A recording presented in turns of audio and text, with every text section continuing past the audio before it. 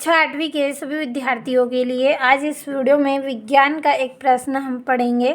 तो देखिए यहाँ पे गलती से मेरे हाथों से पेन यहाँ पे लग गया है प्रश्न पे, लेकिन यहाँ पे कोई कट नहीं है। आपका प्रश्न गलती से पेन इस तरह से यहाँ पे चल गया है, जिस तरह से यहाँ पे शब्दों पे थोड़ा सा कट हो गया है। लेकिन देखिए मैंने प्रश्न यहाँ पे नोट कर लिया है, तो इसलिए मैं इसी का ही वीडियो यहाँ पे बना रही हूँ। तो चलिए आपको प्रश्न पे ध्यान देना है, मैं आपको अच्छे से समझाऊंगी प्रश्न को। तो क्या जंग लगने के प्रक्रम को दहन कहा जा सकता है? विवेचना कीजिए। देखिए जो वस्तुएं, जो हमारी लोहे की जो वस्तुएं होती हैं उन पर जंग लग जाती हैं, यानी कि कीट आ जाती हैं। आपने देखा होगा जो लोहे के जो दरवाजे होते हैं बड़े, यदि उन पर हम पेंट ना करें तो वो क्या है, उन पर कीट आ जाती है, यानी कि वो बेकार हो जाते हैं, ख़राब हो जाते हैं। तो वो क्या है, उस पर जंग आ जाती है। चलिए थोड़ा सा मैं आपको उदाहरण के द्वारा यहाँ पे समझा देती हूँ। तो आप यहाँ पे देख सकते हैं कि ये यहाँ पे क्या है, लोहे की कोई वस्तु है। तो देखिए इस पर यहाँ पे कोई पेंट नहीं किया है, ना ही इस पर वार्निश की गई है, तेल इस पर कुछ भी नहीं लगाया गया है। तो आप देख सकते हैं इस तरह से इस पर क्या आ गई है, कीट एक तरह से आ गई है। इसी तरह से आप इसमें भी देख सकते हैं कि इसमें भी देखिए पूरी तरह से क्या है, जंग इस पर आ गई है, यानी कि इस पर जंग लग चुकी है। तो जंग लगना और दहन होना, दहन यानी कि जलना, इन दोनों में काफ़ी अंतर आपको देखने को मिलेगा।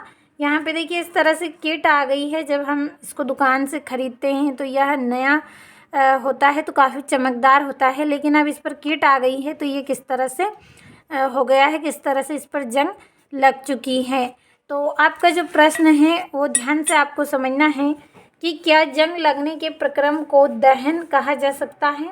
यानी कि जंग लगना एक तरह से क्या है, वस्तु का जलना है, इसकी विवेचना आपको करना है। तो चलिए आंसर को हम पढ़ेंगे।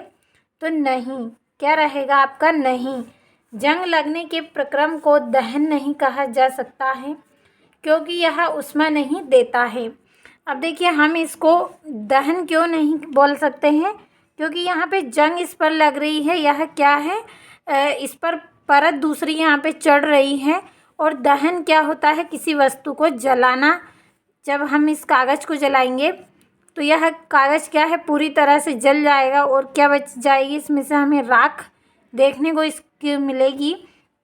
तो उस तरह से यहाँ पे ये जो पदार्थ है ये क्या है, यहाँ पे जल नहीं रहा है, इस पर जंग लग रही है। तो ये क्या है, जंग लगकर ये धीरे धीरे टूटने लगता है, यानी कि फिर काम के योग्य यह नहीं रहता है।